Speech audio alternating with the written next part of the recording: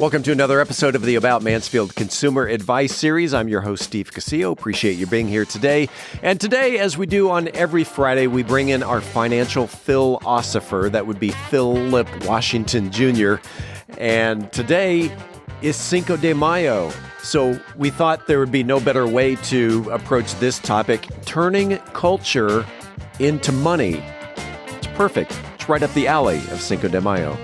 And we bring in our financial guru, our financial philosopher, that would be Phillip Washington Jr. Welcome back and say hello to the Mansfieldians. How's it going, Mansfieldians? Hope you're well. I brought up Cinco de Mayo specifically because, well, number one, that is today, and that kind of plays into today's topic, that just like the Americans are Irish for a day every February, and just like the Americans are Mexican every Cinco de Mayo, plays into turning culture into money. Because before there's no Cinco de Mayo, before there wasn't the celebration of Cinco de Mayo in the United States. It's something that we looked out into another part of the world and says, you know, I think we ought to adapt that with Coronas and tequila. Turning culture into money is an interesting topic. Absolutely.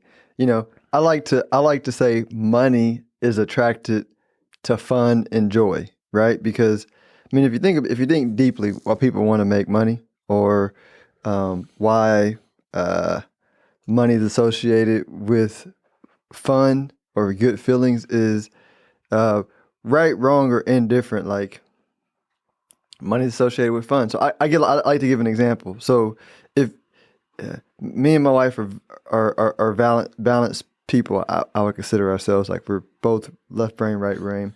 But I'm saying, if you had to now put us relative to each other, I'm more of like the money thinker, and she's more of like the fun, and we make a great combination, right? And so my wife has an uncanny ability to find fun, right? And she's in love with festivals. She grew up in San Antonio.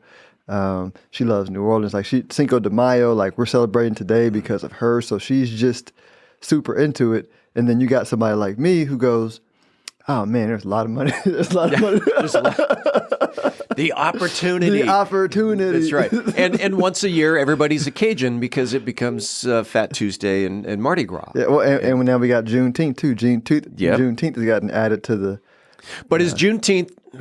Is it going to become a commercial day where everybody? Oh, it started this past year where it was commercials being run. You know, I don't know if Black Twitter drugged some company for, trying to commercialize it too much, right? It's a sensitive culture, so if you're going to commercialize it, it needs to flow through the proper channels. The proper channels. That's right. Let's send it through there just to get its approval. Yeah. Make sure it's flowing money back to the community where that started it. Now, you mentioned off the air just prior to pushing the go live button that turning culture into money is essentially what NFTs is. Absolutely, yeah. So that's I think at the heart of all money-making opportunities, from my perspective, is like good feelings, or what we might call love, right? Mm-hmm. And so, NFTs so before NFTs, right? If you were a enterprising businessman and you saw there was a way to bring people more joy, whether it be save them time, whether it be build a podcast studio and help business owners make more money to bring them more joy, right? Whether it be you see a holiday that brings people joy, and you're a liquor company and you want to sell more liquor and give people more joy, and you would do that through a holiday. So now NFTs is a way where you can now say, oh, okay, I see this, I'm gonna make a Cinco de Mayo like example, right? So there may be let's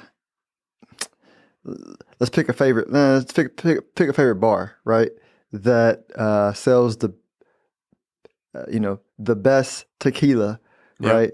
and you know that when these holidays come, everybody's going to do this bar, and the bar is going to become a big deal, right? Because they are, somebody like my wife spots them before the market does, before the money does. Yeah. And they're offering NFTs to raise money for their big festival, right? Well, if you early on invest in an NFT that's offered by that bar, right, then you participate in the upside. The bar now gets fans, so they're going to help people promote it, right? And it's a win-win for everybody involved. And that's the NFT is going to become a digital representation of the financial benefit of that trend. So kind of like a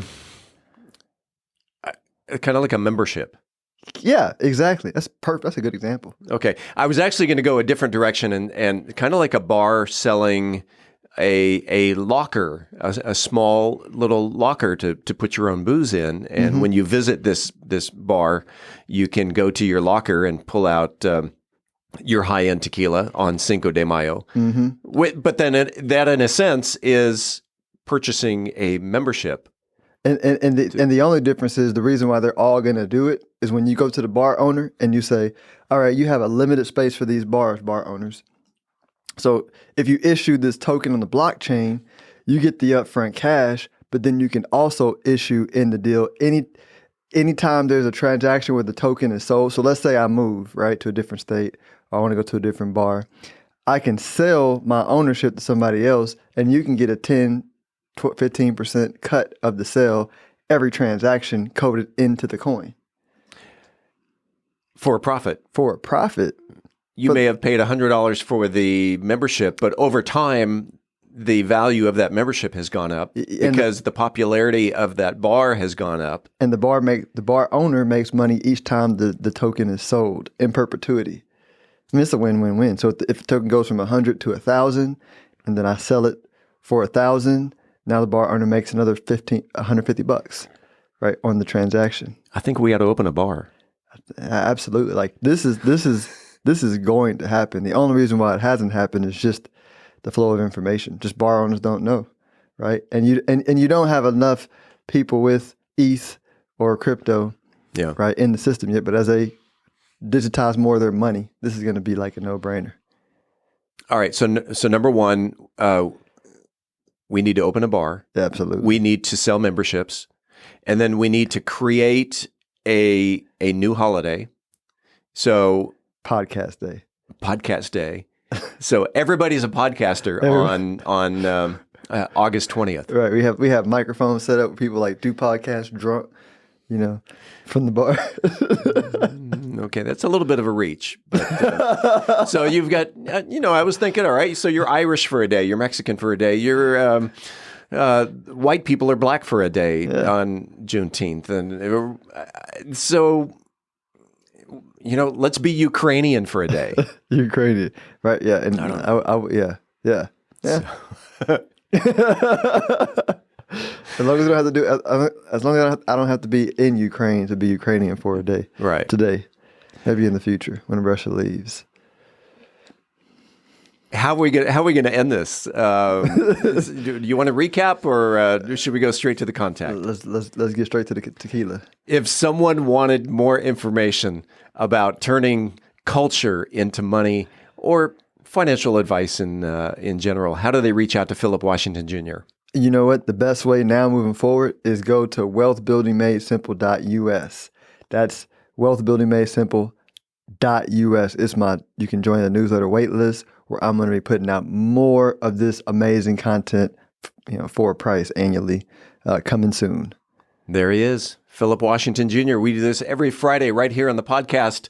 Phillip, go forth and enjoy your Cinco de Mayo. We'll see you next week. See you next week. Thanks, Steve. We appreciate you listening to the About Mansfield Consumer Advice Series. By the way, if you own a business and you are interested in being a part of the Consumer Advice Series, if you have the knowledge to give information in 10-minute increments to the consumers, shoot me an email to info@aboutmansfield.com. Again, that is info@aboutmansfield.com. We'll tell you how we can get you all set up. Appreciate it. We do it again next week right here on the podcast.